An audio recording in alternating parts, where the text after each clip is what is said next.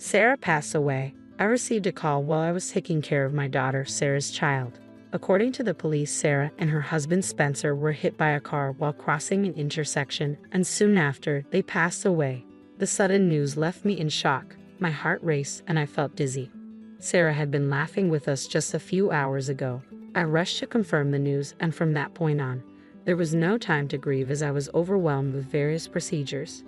During this time, a discussion about the future of Sarah's triplets with Spencer's parents, Susan and Isaac, came up. When I asked Susan and Isaac about what would happen to Sarah and Spencer's children, Susan said something unbelievable. "What should we do with the kids? They hassle. Maybe put them in a facility." I wondered if my ears were deceiving me. The feeling of disbelief filled my heart. During Sarah's life, the triplets had lived with their grandparents on their father's side. Despite us not seeing them as often, our emotional attachment to the grandchildren should have been much deeper. "Aren't you worried about the future of your adorable grandchildren?" I asked. "They should have adored them so much." "It's all right. My husband and I will take care of Sarah and Spencer's children with all our love." Nearly 20 years have passed since then. Though we faced many challenges, I am proud that all three have grown into fine adults. I never forgot the sadness of losing Sarah and Spencer, but I always thought of living happily for their sake too. Then one day, the doorbell rang suddenly. When I opened the door, there stood Susan and Isaac, whom I hadn't seen in years. Susan and Isaac ignored my surprise, entered, and faced the triplets. Then they said something unbelievable. "Would you like to live with us again?" "My name is Kennedy. My husband Harold was my high school classmate. We started dating then and got married after becoming working adults. At the age of 27, we were blessed with a child. Her name was Sarah. As our only daughter, we devoted all our love to her. Sarah grew up to be a bright and energetic child. When Sarah became a college student, she introduced us to her boyfriend, Spencer, who was a year older than her. One day, she approached us with a request. "Mom, I'd like you to keep the end of this month, Sunday, free. Dad too. We have something we want to discuss. It's about Spencer and me." The end of this month? Sure. Harold has the day off, so that's fine. But what's it about? I'll explain everything then. Sorry, but please make sure you're free that day, and tell Dad not to go fishing. I was curious about what was going on, but Sarah wouldn't say more until the day. Lost in a whirlwind of thoughts, I awaited the day. When it finally arrived, Sarah mentioned that the discussion would be at Spencer's family home, which I somewhat expected. Such occasions where both families come together to talk are rare after all. Never having met Spencer's parents before, my nerves were barely concealed as we made our way to their house. "Nice to meet you. I'm Spencer's mother. Please come in." "Nice to meet you. We appreciate your hospitality." We were greeted by Spencer's mother, Susan. My nervousness only grew with Susan's monotone voice, as it did seem very welcoming upon entering their house. It was clear from the start that something was off. Spencer's father, Isaac, and Spencer were already seated, and an uneasy atmosphere hung in the air. We sat down in front of Spencer's family, ready to listen. Slowly, Spencer began to speak. "Sarah and I are expecting a child. We apologize for the sudden news, but please allow us to marry and have this child." Despite his nervousness, Spencer made sure to look us in the eyes as he spoke. They were not yet married, and both were still students. You could tell he expected opposition. His voice trembled slightly. After Spencer finished, silence ensued. Gathering my courage, I voiced my concerns about them proceeding with the pregnancy. "Do you understand what it means to have a child? What about school? How do you plan to support yourselves? You've never worked before. It's more challenging than you think." Following that, Spencer's parents, Susan and Isaac, also opposed the idea, deeming them too young. "Don't be ridiculous. You're still children yourselves, talking about marriage and a baby. Who do you think has been paying for your education, you ingrates?" Their words were a torrent of anger.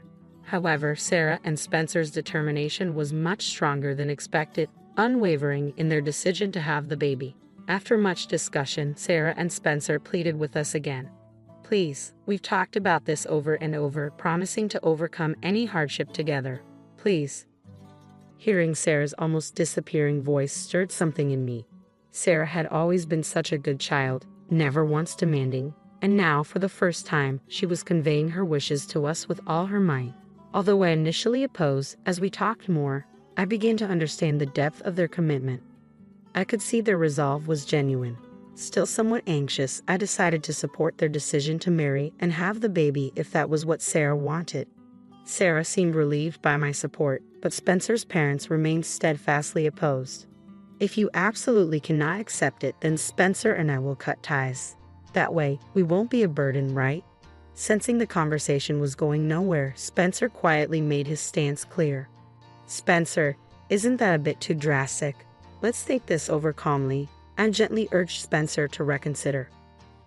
I know it sounds drastic, but if this is the only way, Spencer insisted. Startled by the mention of cutting ties, Susan and Isaac hesitated. They requested a brief consultation and moved to a different location.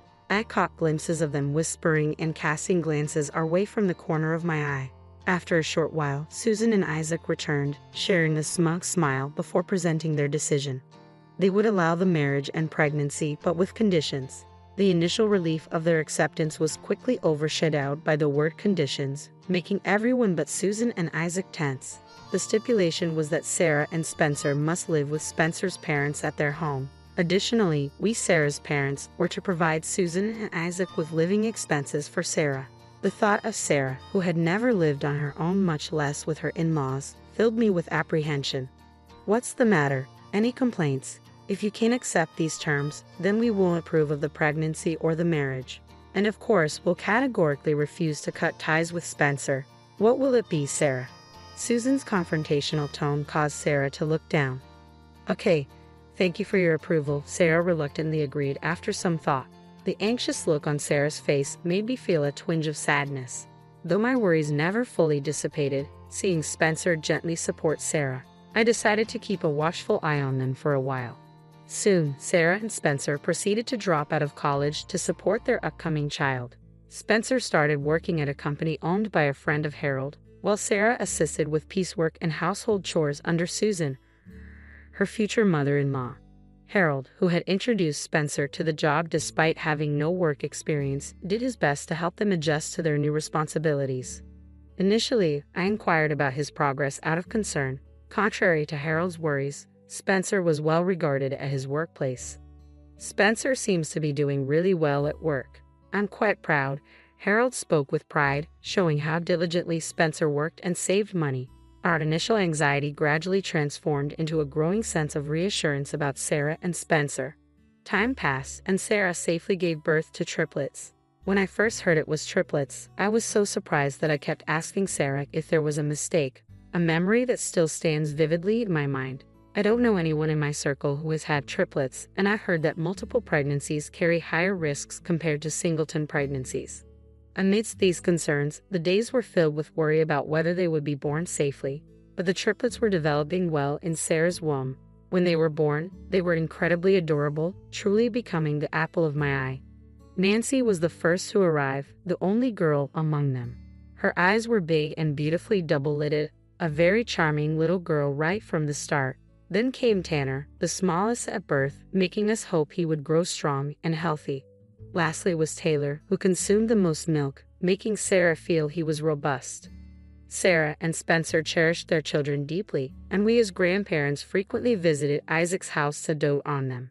After giving birth to the triplets, Sarah started working a part-time job.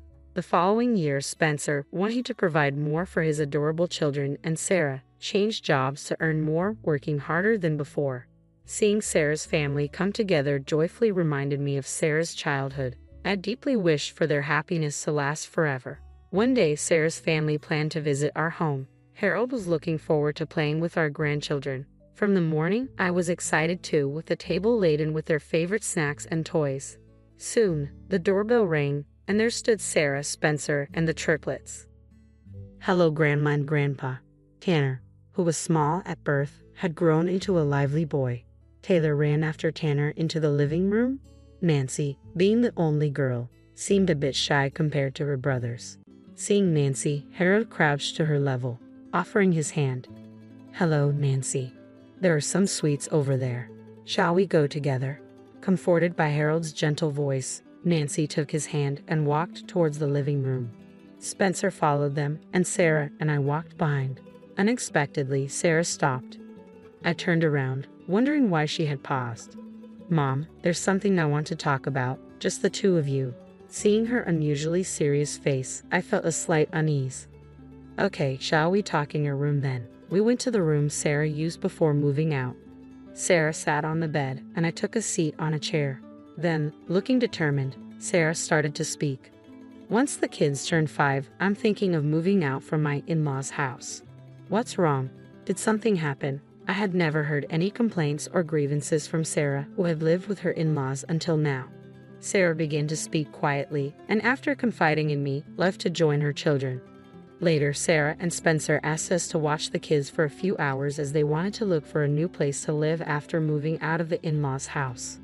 Of course, take some time for yourselves, I encouraged with a smile and a hand on their children's heads. Sarah and Spencer left the house. It had been quite some time since Sarah's family arrived, so Nancy, who was initially nervous, was now engrossed in the toys we had prepared. Tanner and Taylor were playing together with block toys. I was all set to keep them entertained until Sarah and Spencer returned. How many hours had passed since they left? I was starting to worry when I glanced at the clock, and just then the phone rang. A bad feeling washed over me as I rushed to answer it. It was the police on the line. Yes, that's me. Yes, okay, understood. The police officer's voice seemed so distant as I hung up the phone in shock. Harold, sensing something was wrong, came over and shook my shoulder. What's wrong?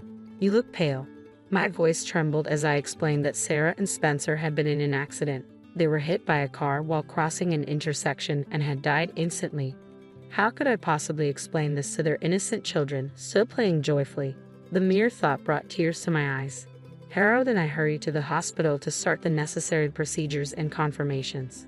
Harold's hand on my shoulder was trembling, making the reality all the more poignant. After confirming Sarah and Spencer's death, we were swamped with arrangements without even a moment to grieve. There were endless visits to the police and municipal offices, funeral arrangements, and notifying relatives. At Sarah and Spencer's funeral, friends and Spencer's colleagues mourned their untimely deaths, highlighting how beloved they were. It struck me how fortunate they were to have such a supportive community. While Harold and I were busy with funeral staff and attendees, Susan and Isaac were surrounded by acquaintances shedding endless tears. Despite our own sadness, we were just trying to stay strong amidst the overwhelming pain. I muttered to myself, heartbroken during the hectic funeral. Susan's promise to raise the triplets well was the only thing that offered me a sliver of comfort, showing her caring heart for them. Even after the funeral ended, the busy days continued without a break, especially with taking care of the grandchildren. Since the day Sarah and Spencer had their accident, the triplets have been living with us. We didn't tell them directly about their parents' passing, just that they wouldn't be seeing them anymore.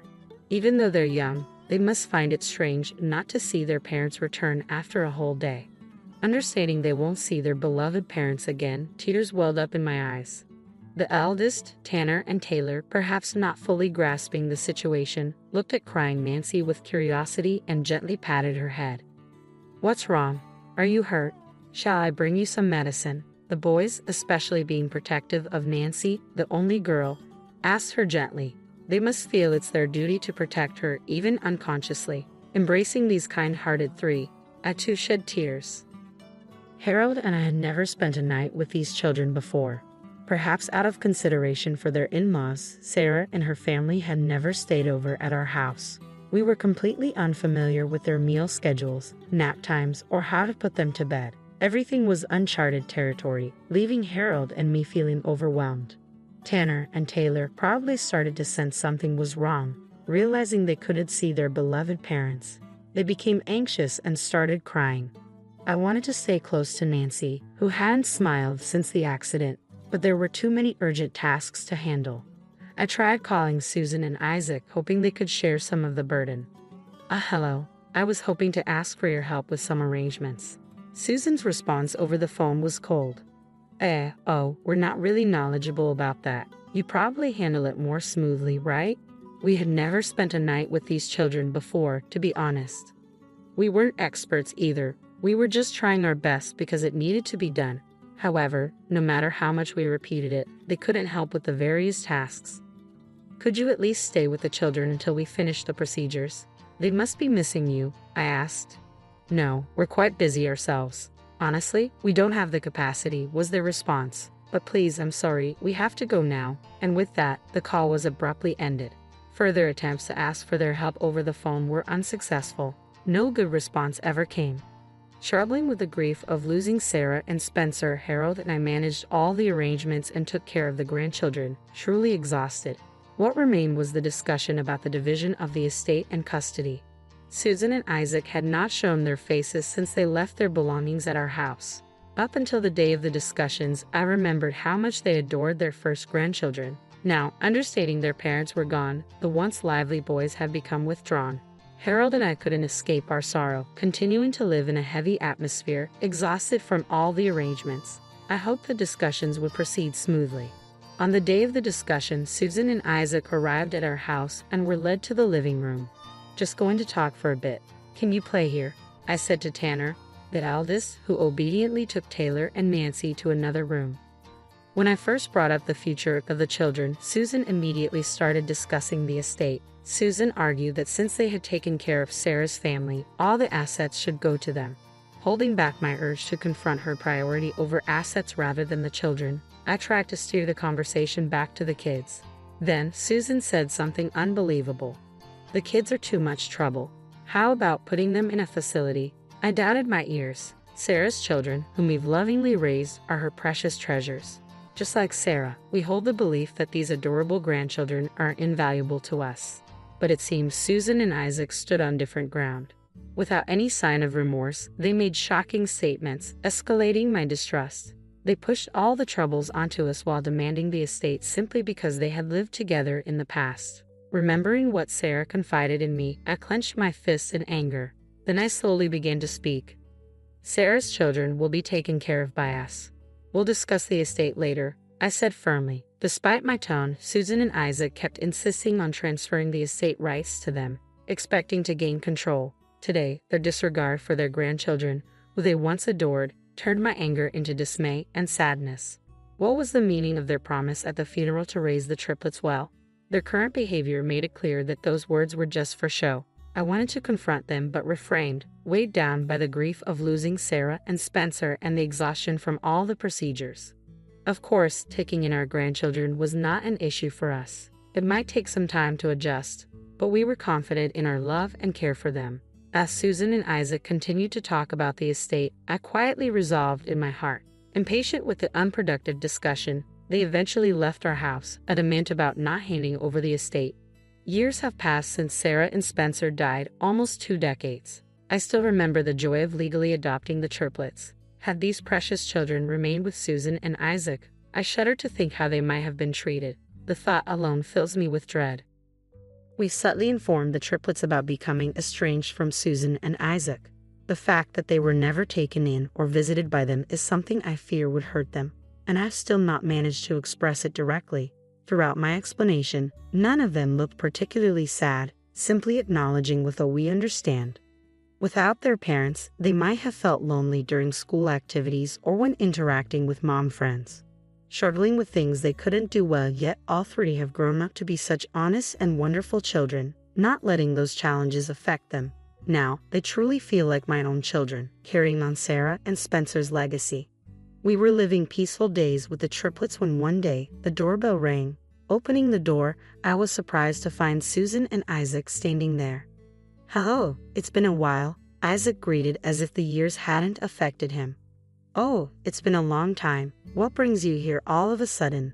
Ignoring my bewildered reaction, Susan and Isaac entered our house as if it was a matter of course. I hurried after them, taking a good look at their backs for the first time in years.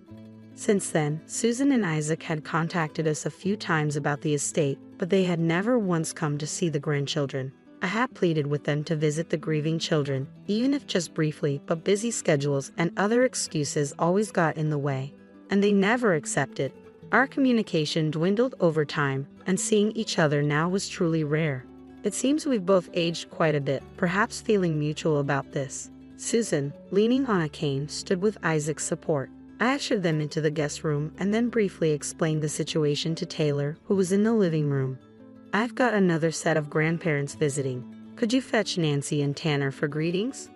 Are they the ones you mentioned were estranged from?" "Yes, that's them. I wonder what they want. Muttering in confusion, Taylor went off to fetch Nancy and Tanner from his room. Shortly after, led by Taylor, Nancy and Tanner joined us in the guest room. Upon seeing the grown triplets, Susan and Isaac immediately showed a gentle smile, grasping Tanner's hand warmly. "You've grown so much." As Susan fondly stroked Tanner's hand, I was stunned, but Susan, undeterred by my reaction, made an unbelievable proposal. "Why don't we live together again, like old times?" This unexpected suggestion left everyone but Susan and Isaac wide-eyed. Why now, after all this time? If they wanted to live together, why did they push the triplets away back then? They weren't there when the kids truly needed someone. They hadn't shown their faces for so long. Overwhelmed with too many unspoken thoughts, I couldn't decide what to say first. Without a word from me or the triplets, Susan pressed on. "You know, my legs have been quite bad lately. Isaac's been supporting me, but we never know what might happen to us, right? It would be reassuring to have you by our side." At first, I thought they wanted to reconnect now that the grandchildren were grown and less of a burden, but it seemed not to be the case. Were they planning to use these children for their own care after abandoning them so heartlessly before? After abandoning their precious grandchildren like that, how dare they speak so opportunistically now? I was beyond exasperated by their unchanged demeanor, speechless but determined not to let these children be exploited yet. Before I could voice my objection, it was Tanner who spoke up. "Who are you? Can you leave if you're going to be a bother?" Tanner, looking annoyed, shook off Susan's grasp. In agreement with Tanner, Nancy and Taylor also looked sternly at Susan and Isaac. Surprised by the unexpected resistance, Susan and Isaac showed their anger. Then Susan pointed at me, accusing, "She's the one who tore you away from us. We wanted to live together, but it wasn't possible because of her." The grandchildren, noticing the lack of sincerity in Susan and Isaac's words, continued to cast cold glances at them. Over time, they had grown significantly, now looking down on Susan and Isaac. Simply by standing, Tanner and Taylor stood protectively in front of Nancy and me. Susan and Isaac, disliking the show of defiance from Tanner and Taylor, clenched their jaws tightly. Then they exclaimed, "They used to be such obedient and good kids before. You've been brainwashed by this too." At that moment, my patience ran out. Suppressing the urge to shout back in anger, I retrieved something from the drawer and presented it to Susan. Sarah confided in me before her passing. This was given to me at that time. Recalling Sarah's pained expression that day, my voice deepened. "It's all written here, how harshly you treated Sarah just before her accident." Sarah had handed me a small diary. It contained dates and entries resembling a journal. Initially, I had only skimmed through its pages. After Sarah and Spencer's death, as life gradually became more manageable, I remembered the diary and read it carefully, page by page. The entries detailed how Susan exploited Sarah's guilt over their shotgun marriage and her student status, treating her poorly. Sarah endured in silence, unable to share her struggles with anyone. As her pregnancy progressed and her appetite increased, Susan complained about the rising food expenses and reduced Sarah's portions behind Sarah and Spencer's backs. Money was taken from their wallets and accounts. The diary detailed various abuses Sarah had suffered at the hands of Susan and Isaac. Some pages were smudged with what seemed like tears, illustrating the depth of Sarah's pain. Every day, Susan and Isaac hesitantly took the diary, read the first page, then immediately closed it, choosing not to read further. Their reaction confirmed the truth of the contents written within. Although I hesitated to speak of the painful circumstances in front of the triplets, the thought of them possibly being exploited by Susan and Isaac compelled me to share the testimony Sarah had entrusted to me. Sarah had confided in me painfully about her struggles, how her heart eroded with each act of forbearance, and her frustration at not being able to get along with Susan. Remembering Sarah's plight, I felt my grip tighten. How much Sarah suffered, those words I had directed at myself, wondering why I hadn't noticed Sarah's struggles until she confided in me. Despite seeing the diary, Susan claimed not to remember any such thing, showing no signs of apology or remorse. Faced with Susan and Isaac's persistent request to live together again, I sighed deeply, holding back tears of anger at Susan and Isaac, and at myself for not recognizing Sarah's pain. Nancy gently patted my back. The triplets, even at their young age, faintly remembered Susan being harsh towards Sarah. Nancy, especially being a mama's girl, was always by Sarah's side at home. She distinctly remembered Susan's stern behavior towards Sarah. particularly when Spencer wasn't around. The one clear memory she had was that Sarah often looked sad after talking with Susan. Nancy shared her frustration about being unable to do anything as a child living with Susan and Isaac. I was taken aback, as they had never spoken of these things until now, perhaps sparing Harold and me any worry. At the same time, I felt a surge of anger, knowing that Susan was harsh towards Sarah even in front of her young children. Nancy stood beside Tanner and Taylor, all with determined looks, stating, "We don't want to live with such people," echoing Tanner's sentiments. Taylor and Nancy showed agreement. Following Tanner, I spoke up, "I cannot hand over these precious children to you."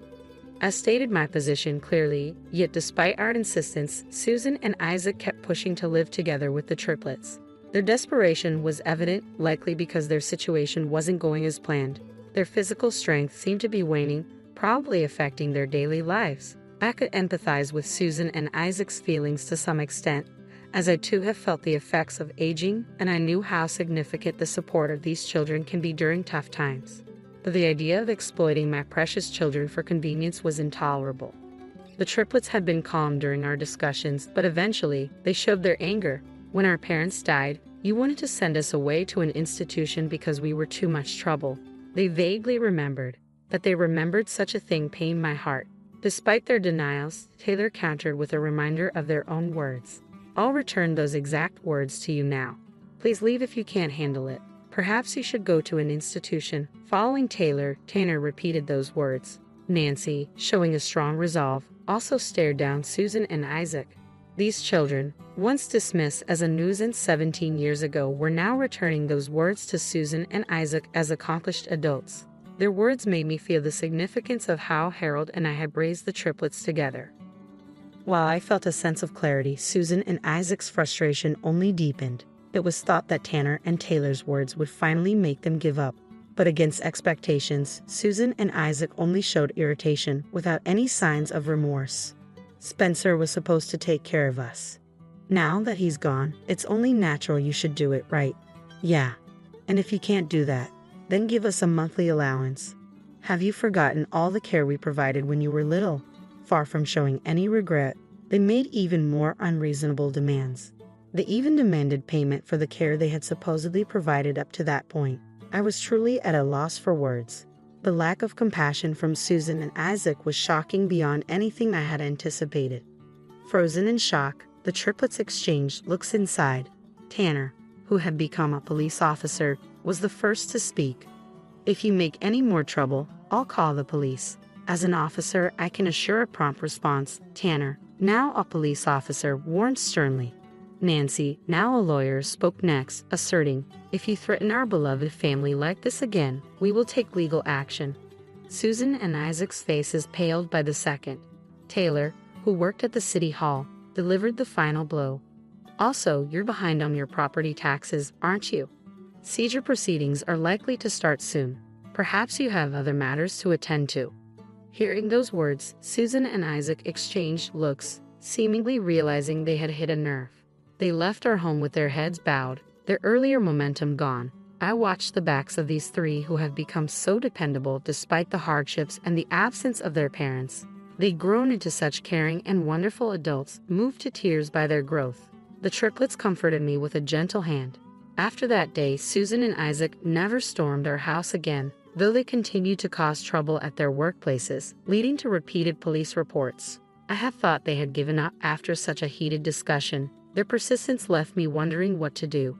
Time passed, and then Tanner brought news. Susan and Isaac had been arrested. Isaac reportedly attacked a police officer at Tanner's police station when they were about to be reported again. This constituted a serious obstruction of justice, including their past nuisances. Both were arrested. Relieved by this news, I once again thanked the triplets. "Thank you for growing up so admirably. No matter how many times I say it, it never feels enough.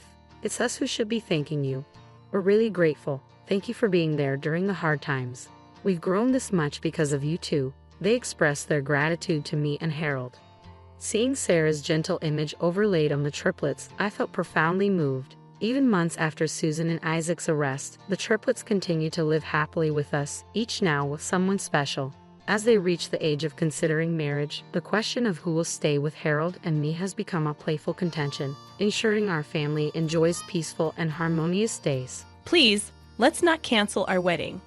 I know I acted a bit immature, but when I saw his face, I felt bad. It seemed like my boyfriend's dad was judging me, and my boyfriend didn't stand up for me. I was really fed up with both of them, judging me just by what I wear or own. At our first meeting, they made me feel unwelcome, and at the second, they looked down on me for not being rich. But when they saw the brand of my coat, suddenly they treated me differently. My name's Jessica Smith, and I'm 28 years old. I work at an airport, and my folks have a fashion business back in Italy. Despite that, I live solo in New York City. That's where I met Jacob Turner, my current boyfriend, at my favorite cafe. He's a couple of years older than me and a regular at the same spot. As we started seeing more of each other, he treated me well, and I quickly fell for him. After 2 years together, he proposed we visit his folks for a marriage meeting. I was overjoyed. It felt like he was on the same page about marriage. His dad, like mine, runs a big fashion brand, and I admired how globally active he was. Jacob, just like his dad, dressed in branded clothes. When he mentioned his dad wasn't keen on folks who seemed poor, I reassured him with a smile, saying I was okay with it. I'm not saying you're lacking in money or anything, but it's more about how you present yourself, he said. I don't think he meant any harm, but his words felt like he was talking down to me. Are you implying there's something wrong with how I dress? I asked. No, I think your individual style is great, he replied. How dare you? I make sure to dress nicely to be worthy of being with Jacob. Ever since I started dating Jacob, I've been paying more attention to my fashion, even on my days off. I always wear makeup now, and I've started to take a keen interest in my outfits, from affordable brands to luxury labels. Jacob's presence always shines brightly, and I feel like I pale in comparison next to him. His best feature is undoubtedly his looks, with his model-like physique and face, and the confident aura he exudes. He could easily be in a fashion magazine. As for work, I earn a higher income and speak multiple languages. In terms of skills and abilities, I might have the upper hand. However, his facial features are so striking that I couldn't help but be drawn to him effortlessly. But his occasional condescending comments bothered me, I admitted. Well, Jessica, you're beautiful, so I think you'll be okay. But just know, my dad is strict, Jacob warned. Strict in what way? I inquired. In determining whether you fit the brand image of my dad's company and if you're suitable for the Turner family, he explained. So basically, my dad is extremely proud of his brand, and he won't forgive anyone who tarnishes it. I might not be able to support you on the day, he added with a smile, which only increased my pressure. What do you mean you won't help me? I felt like he was ready to abandon me without a second thought. As the day of the marriage meeting approached, I couldn't shake off my growing unease. Their future in-laws' house turned out to be a luxurious high-rise apartment. Which floor do they live on? I asked. The top floor, he replied casually. But to me, it was shocking enough to make me lose my balance. It wasn't surprising, though. Later, I found out it was a super luxury apartment with a monthly rent of $7,000. The apartment boasted 4 bedrooms, a spacious living room, and a well-equipped kitchen. It was conveniently located just a 2-minute walk from the station, although the rent was steep. Feeling uneasy, I couldn't help but wonder aloud, I hope everything will be all right. To my surprise, he responded with a somewhat tense expression, I'm not sure. It seemed like his father's approval mattered more to him than his own girlfriend's feelings. Clinging to a sense of unease, I stepped into the elevator with him. Upon arriving at his place, we were greeted by his mother. From her demeanor and the luxurious attire she wore, it was evident that the Turners were a well-to-do family. My parents also run a business, so I recognized right away that everything she was wearing was high-end. I thought to myself, despite her welcome, her tone was chilly, as if she had little interest in me. I was ushered into the living room, where his father awaited us. Jacob, is this the woman you wish to marry? He asked. Yes, this is Jessica. She's 2 years younger than me and works as ground crew at the airport, Jacob replied. As he finished the introduction, I nodded politely.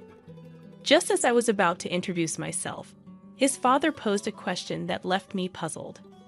Jessica, how much did your entire outfit cost? I hesitated before answering.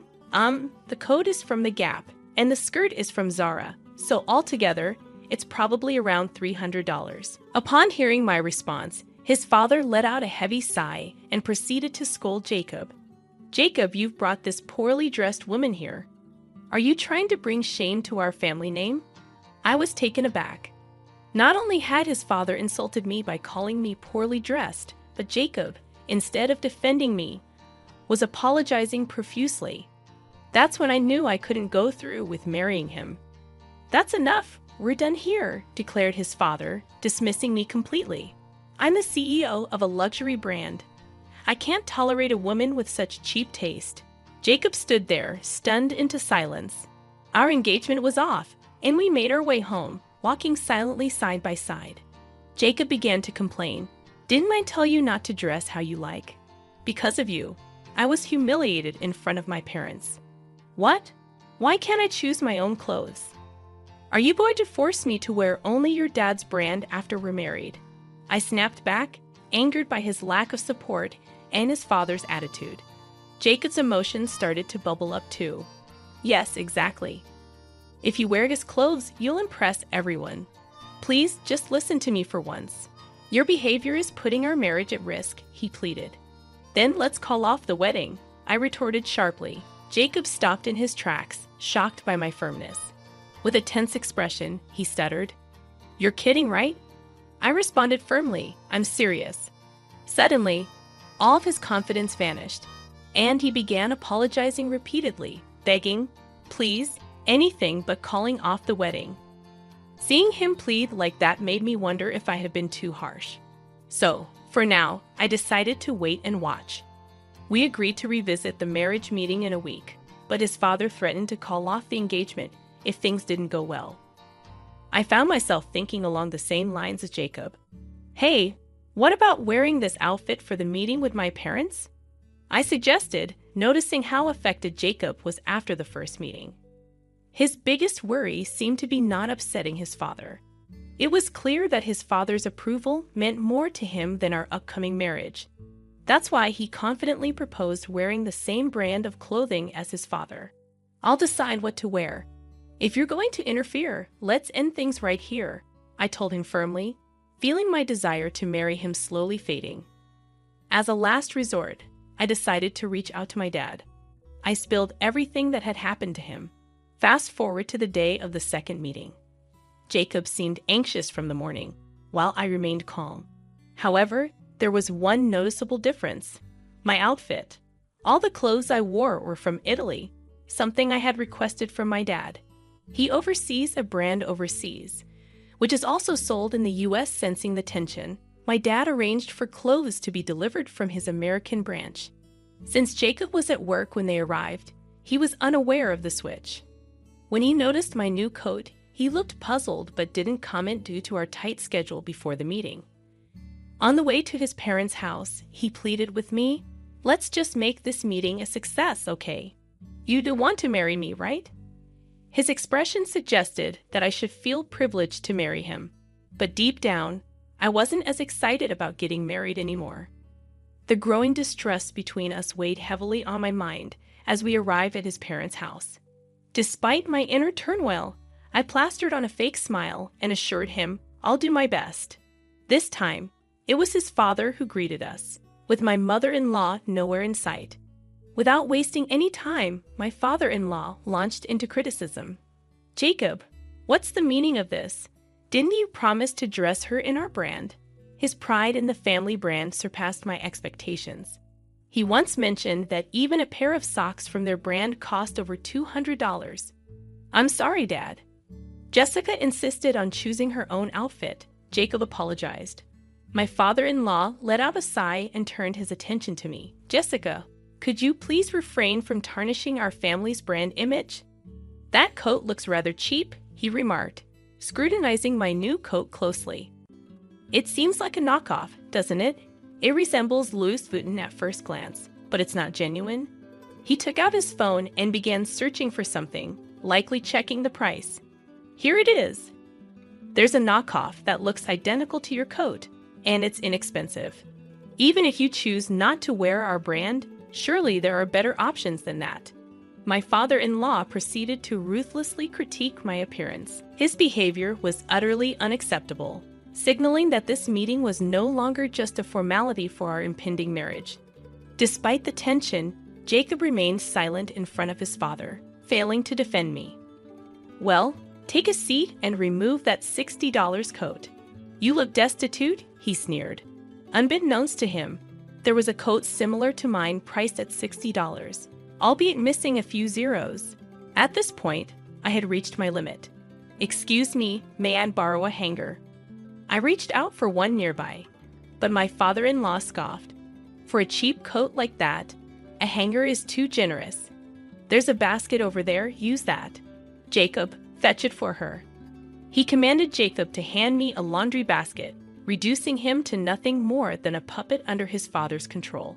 Despite our exchanged glances, Jacob remained silent. However, his demeanor shifted when he glimpsed the label on my coat, which I reluctantly placed in the basket. "Dad, this coat is Prada," he exclaimed in disbelief. Both of them were stunned. My future father-in-law, who had previously dismissed my coat as cheap, suddenly changed his tune upon seeing the tag. "Oh, Jessica, why didn't you mention it earlier? You're wearing something truly remarkable," he remarked, attempting to force a smile. I returned his gaze with a cold stare and then addressed the matter of our marriage. "Let's call it off, please." They were taken aback. "What do you mean, Jessica? It's only fair. Even if he's your own father, if you can't defend your future wife when she's being belittled, I can't accept you as my husband." When I turned to Jacob for a response, he looked down, unable to utter a word. "Furthermore, father-in-law, this coat is from a brand owned by my father. And when I mentioned Prada, it's a collaborative piece with Prada, overseen by my father. There are only 5 of these in the world, valued at $60,000. $60,000. Father-in-law reacted as if struck by lightning. Later, I learned that the most expensive coat from his brand cost around $12,000. Although $12,000 might seem high-end to most people, it pales in comparison to mine. So it appears big brand CEOs judge people solely based on their appearance, huh? My father-in-law was speechless. Turning to both of them, I continued, "And Jacob, did you really think being the son of a CEO made you invincible? Sure, you dress well and look good, but your character doesn't measure up." "What? What are you saying?" Jacob attempted to retort, but to me, his defensiveness seemed absurd. "Can you even understand where I'm coming from?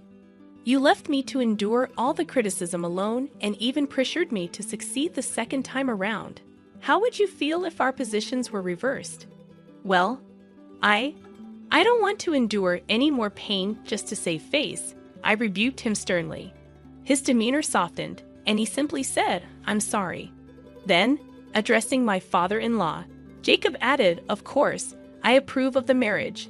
I was wrong. Please, let's calm down." Despite his attempt to regain control, I was thoroughly repulsed by his behavior, still under the mistaken belief that he held the upper hand. Letting out a deep sigh, I startled my father-in-law, who looked at me anxiously. "Are you familiar with the ultra-luxury Italian brand Ruby?" "Ah, yes, they're a renowned global brand." "I know the CEO," my father-in-law responded. "Well, my coat is from Ruby. It's a collaboration with Prada." "I see, but the issue isn't.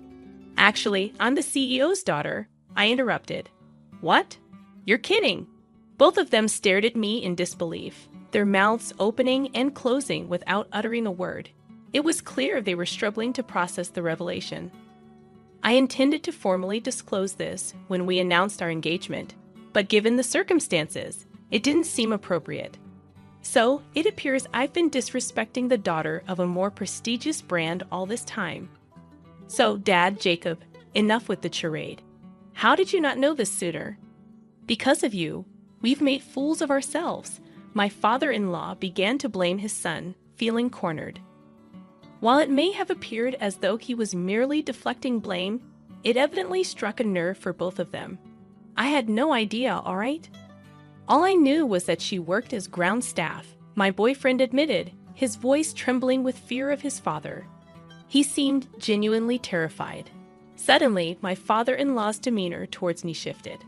I apologize for my son's behavior. Let me prepare some tea for you, he said, forcing a smile that I found insincere. Do you always judge people based on superficial factors and change your attitude once you learn about their status? Can't you evaluate people beyond their appearances? I confronted him, my tone firm as I had resigned myself to the fact that our marriage was no longer an option. When I informed my father about the situation, he mentioned that he's contemplating acquiring your company. What? He's planning to buy my company? Yes, he believes that someone who judges others solely by their fashion brand isn't fit to lead a major company. Fashion brands shouldn't be used to flaunt status. Therefore, the wearer, my father-in-law, began to sweat visibly, starting to grasp the seriousness of the situation. While he may flaunt his status as the president of a major brand now, being acquired would be a different story. Dad, if we're acquired now, we're in trouble, right? We don't have the resources to resist, do we? Jacob asked his father, his disappointment evident in his voice. It seemed he had some understanding of the company's financial situation. I later discovered that my father-in-law's company was barely scraping by, always teetering on the brink of financial ruin. Any significant setback could easily push them into the red, and it seemed that setback had arrived in the form of a potential acquisition. My father always follows through on his promises, and he raised me to do the same. So, as I mentioned before, there will be no wedding. Jessica, I'm so sorry, Jacob said, tears welling up in his eyes. I barely spared him a glance. It was hard to reconcile the once cool image of him with the pathetic sight before me.